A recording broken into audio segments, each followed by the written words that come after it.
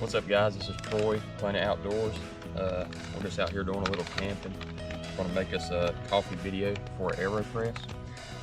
You kind of just want to start off. I got just a little bird grinder. Just got it on Amazon. It's like 20 bucks. Just take that off. We're just going to kind of eyeball how much coffee we're putting in here. Obviously, we don't have a scale or anything out here, so we're just going to kind of rough it. Normally, I like to get about 17 to 18 grams of coffee beans, and that usually is enough for 1 cup. I like my coffee a little bit stronger. But we got that in there. We'll just toss this on here and start grinding. The grind process depends what kind of grinder you got. Obviously, more expensive grinders are a little better, but this one takes a while. So I'll get this grinded, and we'll be back in a minute. All right, we just finished grinding up the coffee. Took us about 5 minutes. You can kind of get a look on that. It's a pretty fine grind with this grinder I got. So essentially now what we'll do, we'll put this together. I like to use the inverted method and put it all the way below the 4. That way you can get the most water out of it and obviously get a bigger cup of coffee. So we'll do that. Put this little funnel on there.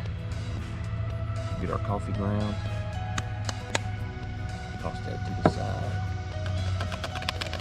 I always like to kind of flatten the coffee out in the Aeropress. Just get a little more water coverage, a little better. All right, cool. And we'll get this jet bowl started. All right, we just got the jet bowl going. Usually takes approximately like 100 seconds or so. And then we'll get the coffee going.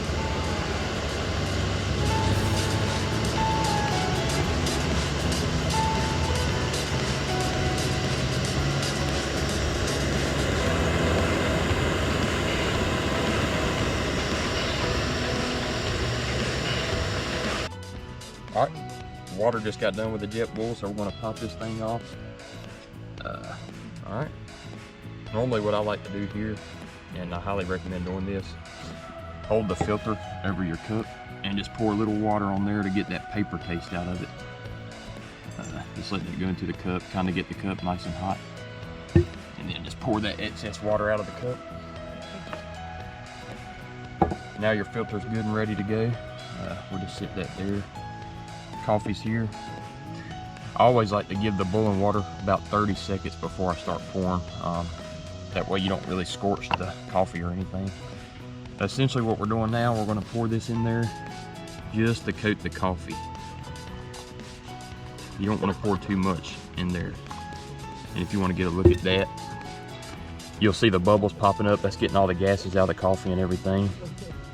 Normally right here I'll get my phone and give it about 30 seconds. Let's see.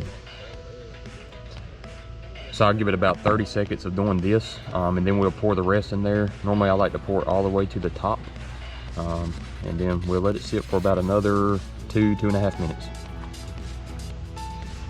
So the coffee's had about 30 seconds to sit.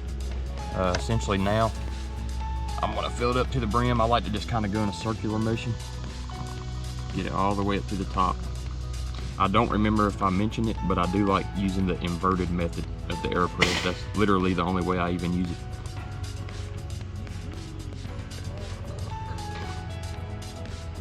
So that's about how much water I like in it. And you can always add more water after you press if the coffee's a little bit too strong. But now I like to take the stirrer, disturb the grounds a little bit. Just get it mixed up a little bit. All right. So now, pop this on, give it to about 2.5 minutes, then it'll be ready to press. All right.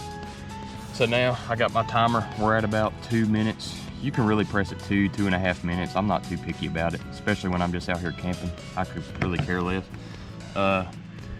But anyways, basically with the inverted method, normally what I do, I'll take the cup, just kind of do it like that. That way you ain't getting any spilled coffee.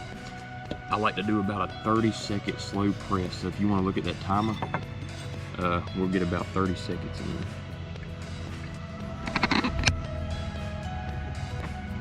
And you just kind of want to, when you're pressing, you just kind of want to put your weight on it. Just let it go real slow.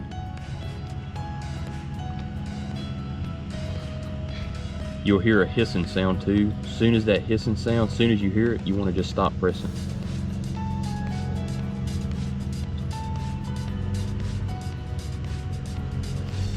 All right, so you can look at that. That's about a 30-second press. Pop this off. And then there's your coffee. Now normally what I like to do when your coffee gets brewed, it's almost always too strong unless you just like it really strong. But normally I'll add about a 1/4 cup of water to it. For one, it gives you more coffee to drink, and it just eases that strong coffee taste a little bit. And that's about all there is to it. There's a fresh Aeropress cup of coffee.